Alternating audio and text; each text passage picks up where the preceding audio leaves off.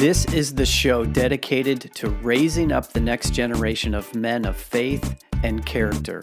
My name is Mark Stanifer. Welcome to the Next Man Up, part of the NRT Podcast Network. Well, hey, gentlemen, welcome once again to the Next Man Up podcast. So good, as always, to have you along with us for another episode. You know this. My name is Mark, and I'm excited once again to be your host for episode 200 today. Wow, 200 episodes behind us. You know, I can remember back at the beginning wondering what we're going to be talking about, wondering if anybody is going to be listening. I was not sure how this would go. I had never done anything quite like this before. And you know that the format has changed a little bit and some of the voices have changed, but we have made it to a significant milestone with episode 200 today. And so I just wanted to say thank you. Maybe you've joined our podcast more recently. Maybe you've been with us from the beginning, but either way and everything in between, thank you for being here, for being part of this audience, for being part of the community that's changing the world, one boy becoming a healthy and godly man at a time. We've seen some pretty significant growth recently. The year-over-year listener growth is up about 40%. Our 3-month average growth is at 60%. And even in just the last 4 weeks, if you look at our average listeners, we're up about 38%. And so again, as I said, thank you for being part of this community. Thank you for being here and for spreading the word and sharing this in your circle and your communities for other dads who need a place to belong, who want to be part of the conversation that we're having here, and who want to be and to raise healthy and godly men. So with all that said, what we have planned for episode 200 is really the completion of two things. The first is this. This is going to be the last episode before we hit pause for a break. 4 years is a long time. 4 years is a lot of content. And so what we're going to do is press pause here for a few weeks and go through a remodeling, if you will, of the show. We're going to retool some things. We're going to incorporate some new voices. We're going to make some updates. And so we're going to just press pause for a little bit, catch our breath, and retool a little bit and come back in a few weeks. Now, if you are not currently on our mailing list, let me encourage you to do so. You can get there at thenextmanup.com. At the very bottom of our front page, you can access the guide, 4 things boys need to become men, as our gift to you for joining the mail list. But if you haven't joined the mail list, let me encourage you to do that even now. Press pause on this episode. Do that quickly so you can stay in the loop as to when we're coming back and some of the things that we'll share between now and then in anticipation of returning here in a couple of weeks.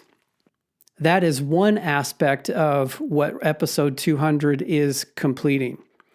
The other aspect is this. In our periodic series of essential qualities of manhood, we are going to wrap that up today with really what you could describe as the foundation, the ending, as well as the beginning. Now, we've talked about a bunch of topics, both in the podcast form and in written form, around what it really means to be a man. Things like leadership and strength and courage and honor.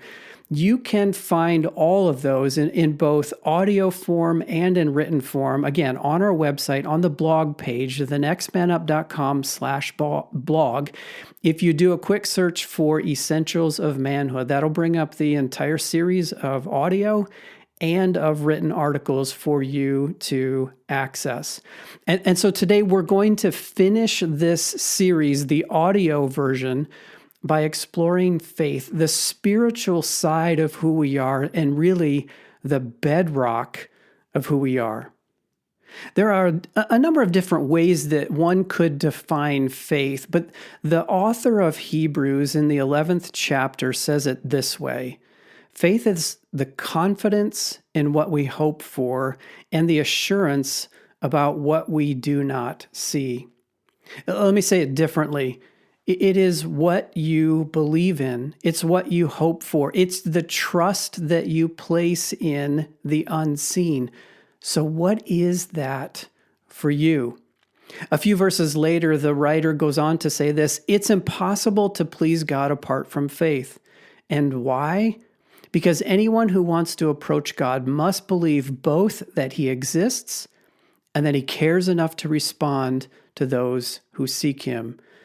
That's the Message translation. And I love how approachable it is and how it puts us in a framework and a mindset of faith is important because it requires a belief in a creator that is approachable and wants a relationship with us.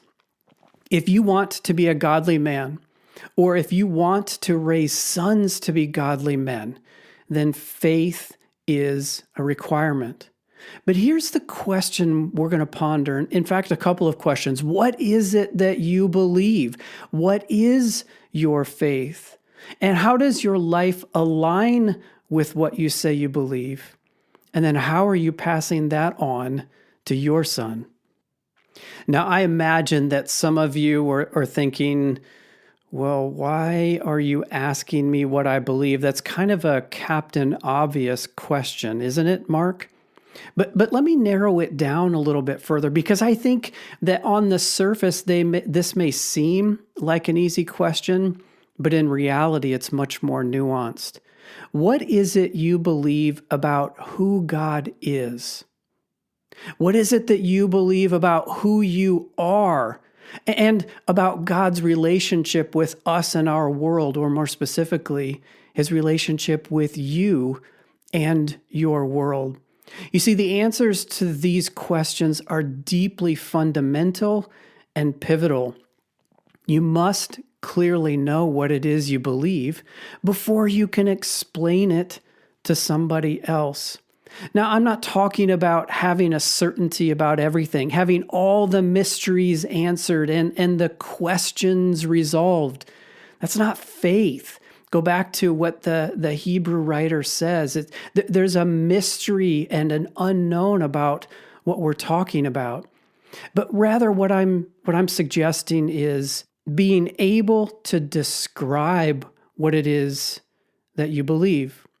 More than just the doctrines or the practices that you live out, or more than fancy theological phrases that you've come to adopt, or maybe you've heard or picked up along the way. What is it that you actually believe? Now, this work of getting to your core beliefs can certainly be challenging. We have so many different influences in how we form our beliefs. Of course, the Bible is formational. The religious and denominational background that you grew up in, or your family or other teachers who have influenced you along the way. And one of the good starting points is to recognize that much of what you have captured or what you have adopted is really an interpretation. And it's important to recognize that interpretation is okay. It's a part of the process. It's also important to recognize the difference between interpretation and opinion and core fundamental truths. Learning as well as unlearning will take place here as you begin to explore what it is you actually believe. You must have a willingness to ask questions and to accept answers about where you are versus where you thought you were or where you might want to be. In my own journey over the last few years, I'm learning more and more that there's fewer core certain truths, the bedrock to stand on, and much more interpretation, much more room for interpretation. And I'm learning to be okay with that.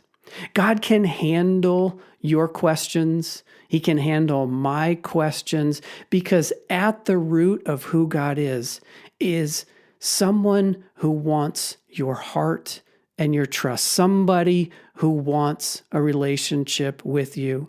So as you're hearing these words and really wondering, okay, what is it that I truly believe? How do I describe it? Where do I even begin? Let me suggest this.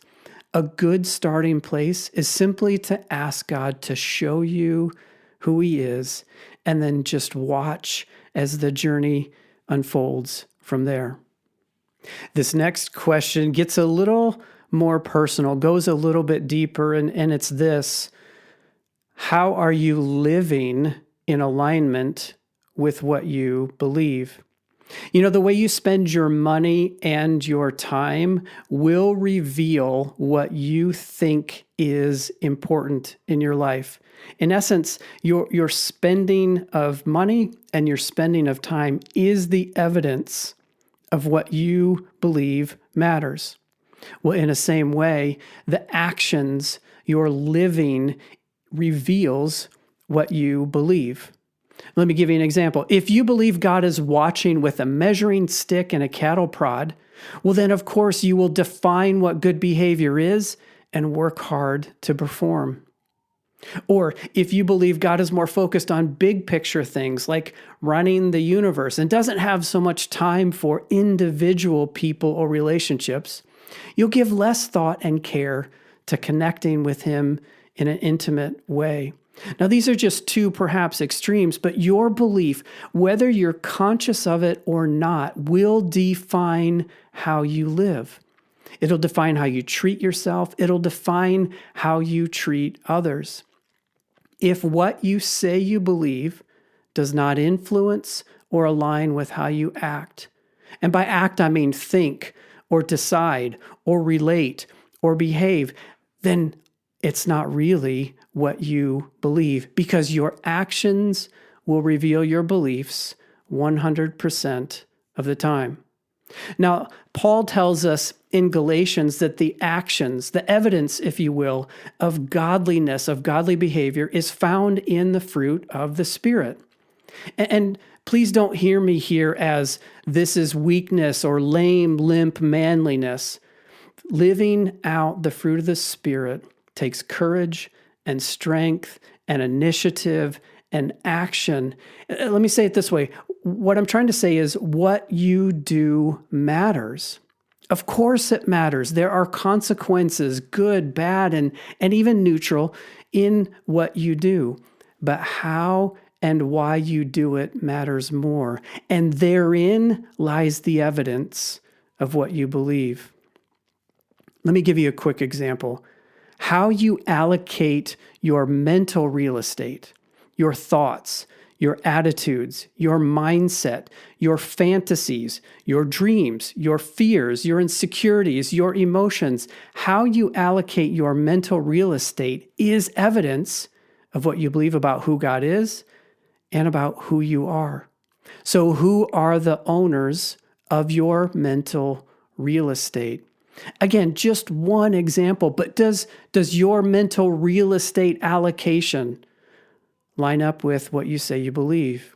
Does your broader living match what you believe? Now, perhaps I've stepped on a little bit of toes, gotten a little too sensitive there.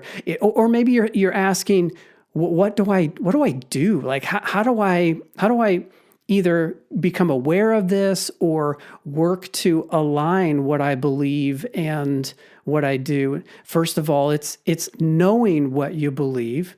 And then the second piece, I guess, is asking God to reveal the differences in your actions or your stated beliefs. Allow Him to create some illumination. Or here's another suggestion. You could ask a close friend, a brother, someone who knows you well, for some feedback. Hey, dude, is what I say I believe and how I'm living my life in alignment? And if they're honest and if they're a good friend, they will tell you what they see. And they'll give you some valuable feedback, which allows you to make whatever changes you need to or want to make. So as you know what you believe, as you learn and work to align your living with your beliefs, then as a father, you can really work to pass this on to your son. Now, we talk about boy development in a number of stages, with that first stage being a novice, that the 0 to 12-year-old stage. And in this stage, your role is really to tell him what you know, to tell him your stories, to recount your own experiences, to read him the stories of others, whether from the Bible or other Jesus followers. Tell him the stories of your experience and of others. This is the teaching and the telling and the formational period as you understand your role. But also recognize that your role changes. Maybe you're parenting an apprentice, a boy who's between 13 and 19. And in this stage, maybe it's less about you teaching and telling and more about you inviting him into owning his relationship with God himself, encouraging him to do the work for himself of clarifying what he believes and orienting and aligning his life around that belief. Now, you've probably heard us talk about this before, but whether it's in faith or in other areas of his life, this is the time period where you show him how to do, and then you let him go do himself. Thus, the reference to apprentice. You are helping to train him to be a man, and building his own faith is a key part of that. Now, there's a principle in Proverbs that can often be understood because it's not really a guarantee or a promise as much as it is a principle. And it goes like this: point your kids in the right direction, and when they are old, they won't be lost. Let that be an encouragement to you to pour in and then let them go pursue the man that they were created to be and own their relationship with God themselves. You know, there's significant evidence that the father's faith, your faith, Dad, or lack of, has a much greater influence on children than their mother. Your kids are likely to do and believe what they see you do and believe. So the challenge here is to be active, to be intentional, and to lead your family toward knowing God, knowing who God is, knowing who they are in God, and passing on to them the vision and the method, the way of establishing, maintaining, and growing a relationship with God for themselves. Well, as with all the other qualities of manhood, we're really just scratching the surface here, initiating some thoughts, some questions, some insight, and encouraging you to go deeper in your own life, in your own walk with God, and in your own relationships. And while we're closing out the series with faith, you could argue that it's really both the beginning and the end. This is the foundation of who we are, our identity as sons of Father God. And so to help you process the last few minutes so that this isn't just information, it can lead to action and transformation, here are a few questions. How are you defining faith? Through what you think or say or do? What is the story of your faith journey? Who are you becoming? And have you ever written it down or recorded your story? There might be benefit for you and for others for whom you have influence to record it, to capture it, and tell your story of faith. Here's another question. What is one step you can take today to grow in your faith? And then for you dads, how are you shaping your son's faith? Is it actively with intention? Or have you outsourced this to somebody else? If so, what needs to change? Well, again, guys, thank you for being part of this episode and our journey to date. Just a quick reminder that we're taking a brief break and we'll be back with a fresh look and feel a remodeling, if you will, here in a few weeks. So stay tuned. Make sure you're on our mail list or following our updates on our Facebook page, and we will be back in a few weeks. Until then, adios.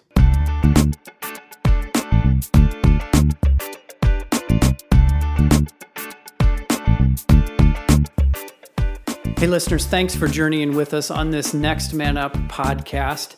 We would love to hear from you. Maybe you have a question or an idea, perhaps a topic for us to consider. If that's you and you want to reach out to us, you can get us at feedback@thenextmanup.com. That's feedback@thenextmanup.com. Again, we'd love to hear from you. Until next time, we'll see you later.